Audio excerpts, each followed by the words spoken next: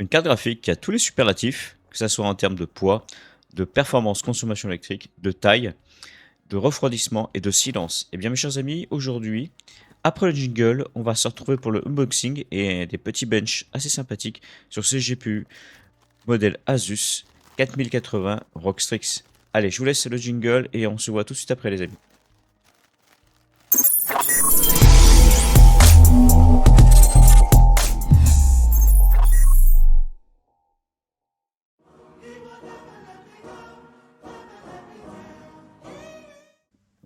Énorme, juste énorme. Que dire de plus? Eh bien les amis, bonjour, c'est Dan, j'espère que vous allez bien. Nouvelle vidéo aujourd'hui sur la 4080 Asus ROG Strix. Carte qui est le fleuron de la nouvelle architecture Ada Lovelace de chez Nvidia, qui ici sur le modèle fait par Asus, on est sur le modèle ROG Strix en modèle OC. Donc un léger overclocking d'usine qui permet d'augmenter le tarif et d'avoir une carte très performante qui rattrape très légèrement la 4090 Founder Edition. Toutefois, dans certains jeux, au niveau des benches, en 1440p ou en 1080, déjà, pourquoi jouer en 1080 avec une carte pareille, mais bon. On rattrape, voire on dépasse la 4090. Par contre, dès qu'on passe sur des performances en 4K, voire au-delà, la 4090 explose littéralement ce modèle. Toutefois, au niveau du tarif, on rattrape la 4090 Founder Edition au niveau du prix. Sur le marché, on la trouve entre 1500 et 1800 euros, voire un peu plus, voire un peu moins. Mais bon, j'ose espérer que d'ici 2024, elle soit à peu près dans les 1200 euros, ce qui reste extrêmement cher pour nos petits portefeuilles chez nous. Alors moi j'ai eu l'opportunité de pouvoir la voir, donc ici au niveau des tests on est sur une carte très performante, hein, rien à redire là-dessus. Le bundle est très complet, toutefois au niveau du tarif j'aurais aimé qu'il y ait quelque chose de supplémentaire. Et bien sûr il nous rajoute la fameuse triplette pour relier électriquement votre carte graphique sur votre alimentation. Mais toutefois moi perso je ne le conseille pas, j'ai d'autres systèmes de branchement plus efficaces et plus sécuritaires. Doté de 16 Go de mémoire en DDR6, extrêmement rapide, compatible QHD, je veux bien, et en 4K voire au-delà, DirectX 12, 9278 cartes CUDA, mémoire à 22,4 Gb et son interface à 256 bits, c'est juste énorme. Le tout refroidi par 3 ventilateurs en 120 dans un pavé énorme, un radiateur en aluminium et une chambre à vapeur, c'est le minimum. Au niveau du prix, au moins ça on le paye, avec un système optimal de ventilateur en PWM, et notamment des branchements supplémentaires de ventilateurs au cas où le bloc vous avez du mal à refroidir, ce que j'exprime en ce sens, ça va être très compliqué de mal le refroidir. Cette carte ne fait pas de bruit, cette carte ne chauffe pas. Je ne sais pas comment faire. Alors, nouvelle technologie RTX bien sûr, compatible DLSS 3, indispensable peut-être pas encore, mais sur les prochains jeux certainement. On a une fluidité qui est grandement améliorée grâce à cette technologie, éclairage RGB Aura pour les FPS, géré par le logiciel Armoury Crate. Une backplate intégrée et assez sympathique en termes d'évacuation de chaleur, là par contre dessus ils ont fait un effort. Un petit moment SMR de 5 secondes. Et une connectique polyvalente, comme toutes les cartes modernes, 3 ports DisplayPort et 2 ports HDMI 2.5. Ceci étant dit, il faut quand même rappeler que Ada Lovelace c'est une excellente architecture. On est sur une carte qui est d'une puissance pure avec la technologie DLSS 3 qui est plus que prometteuse. Bon, bien sûr, est-ce qu'elle est vraiment indispensable aujourd'hui? Je dirais non, au moins, du moins chez nous. Parce qu'il y a énormément, majoritairement de joueurs en France qui sont en 1080 voire 1440. Il y a très peu de joueurs qui jouent en 4K ici chez nous, voire au-delà. On a une progression en comparaison de la génération précédente, donc la 3080 qui est énorme. En fait, avec la 3080, si on voulait comparer par rapport à la 4080, la 3080 vous êtes au pied de l'immeuble, la 4080 vous êtes au sommet de la tour Eiffel. Voilà, il y a une différence de puissance qui est monstrueuse. Différence de puissance qui se justifie par un silence qui est largement appréciable parce que la taille du PCB comparé au radiateur est juste démentielle. En fait, il serait même pas nécessaire d'avoir un radiateur aussi gros pour faire cette carte, mais c'est ainsi.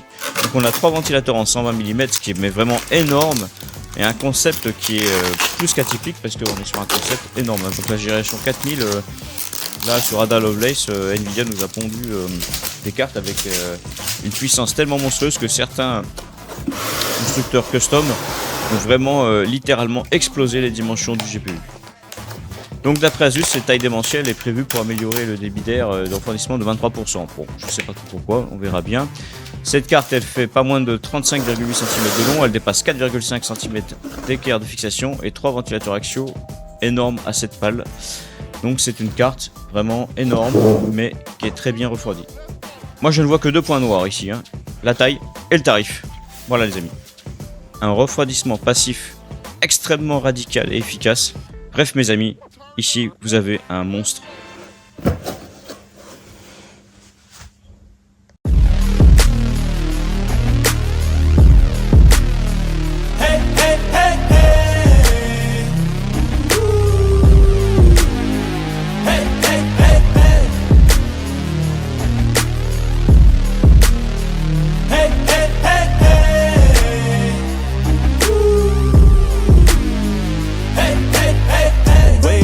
Every day feels boring. The same thing, routine in the morning.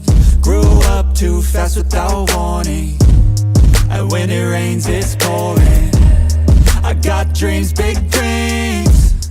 I wanna do big things, but I just can't seem to put it all together. I just wanna be seen. Donc je vous épargne le montage complet parce que c'est pas ça qui vous intéresse le plus. Au niveau des détails vraiment techniques, je vous en parlerai plus en détail sur la vidéo de comparatif avec les 3080. Au niveau de mes benches personnels, vous verrez que j'ai un léger, j'ai un bottleneck tout court qui est dû à ma configuration de 10e gen avec cette carte graphique. Ensuite, je vous mettrai des benches globaux sur différents jeux où tout sera à fond avec le DLSS activé, mais le tout en 1440 uniquement. Dans une prochaine vidéo, bien sûr, on parlera de la comparatif avec la 3080 et vous aurez bien plus de détails techniques concernant cette carte actuelle. Mes amis, je vous laisse avec le reste des benches et des vidéos. Donc ici, succinctement, avant que je vous laisse avec le restant des benches en jeu, il n'y a pas de photo, ceux qui connaissent vont vite le voir, il y a un bottleneck qui n'est pas indéniable, voilà. Par contre, en termes de consommation, on gagne énormément, je gagne pratiquement 100 watts par rapport à une 3080, ce qui est juste énorme. Donc voilà les amis, c'était les petits benches sur 3 des marques. Maintenant je vais vous laisser avec les benches en jeu, une vidéo de présentation et bien sûr restez jusqu'au bout pour la conclusion. Allez, à tout de suite les amis.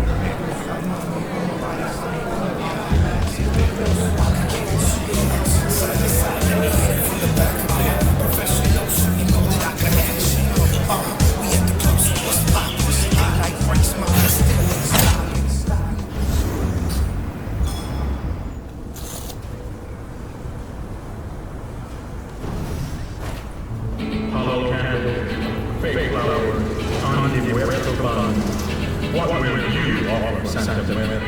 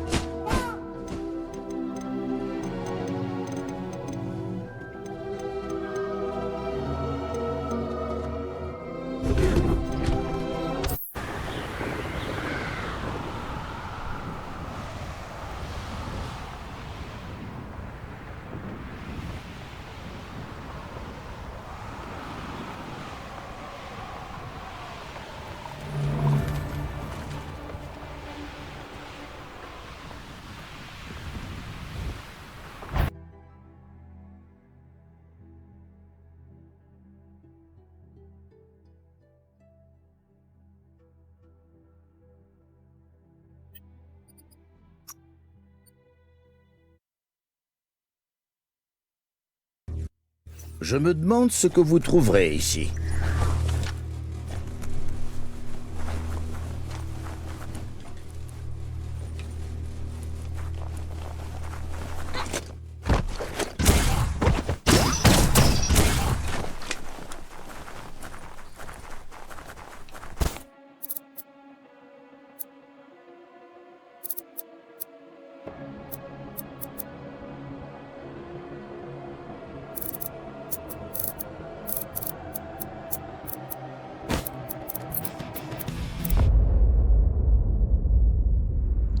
Votre creuset est encore coincé dans le titan qui a attaqué cette cité sentinelle. Votre première bataille contre le démon dans ce monde qui a vu naître la légende du Slayer.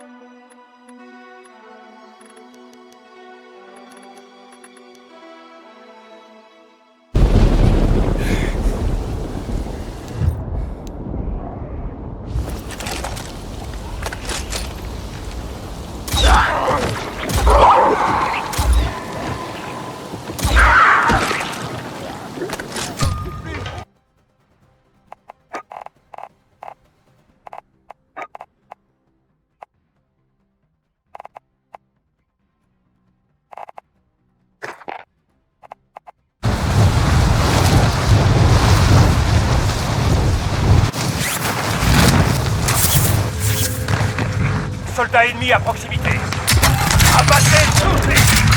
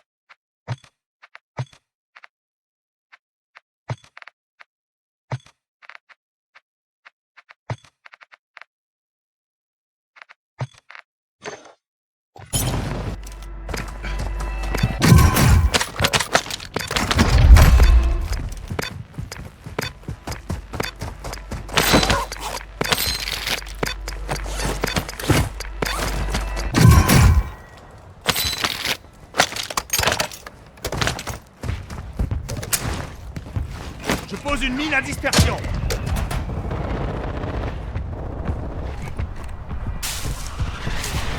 Drone de brouillage ennemi au-dessus.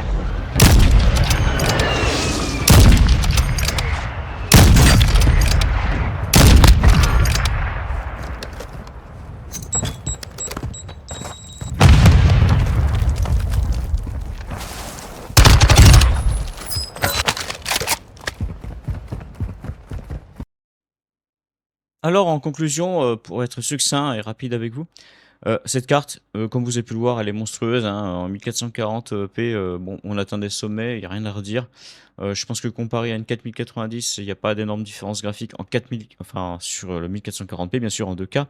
Parce que sur certains jeux, que ce soit du 1080, 1440, ce modèle-là, de chez Asus, a tendance à dépasser la 4090 Founder. Après, j'ai pas pu faire de test en 4K, n'en disposant pas, mais c'est pas ça qui vous intéresse principalement, je pense, surtout au moins, du moins chez nous. Donc Ada Lovelace, c'est une très bonne architecture, hein, malheureusement encombrante, qui a un tarif qui fait mal à tout le monde et avec un concept assez atypique, type pavé. Voilà. Un design de chez Asus ROG qui détruit tout, hein, magique, magnifique, une puissance pure, une technologie DSS3 largement prometteuse, mais pas complètement indispensable pour le moment. Une progression extrêmement nette et tranchée avec la génération précédente, un silence monstrueux, une carte qui ne chauffe pas du tout. Voilà, que dire de plus, les amis? Est-ce que je vous la conseillerais? Non, pas spécialement. Moi, je la verrais plutôt pour un usage professionnel. Maintenant, si vous avez le budget et que vous aimez dépenser de l'argent, vous faire plaisir, faites-vous plaisir. Je ne cracherai pas sur ce modèle-là parce qu'il est monstrueux, excellent. J'en suis très fan aussi. Mais j'adore aussi les autres marques, que ce soit Intel ou AMD. Bien sûr, je ne fais pas de catalogage de marques. Prenez soin de vous, les amis. À très bientôt pour de nouvelles vidéos. Le mardi, vendredi 20h. Allez, passez un excellent été.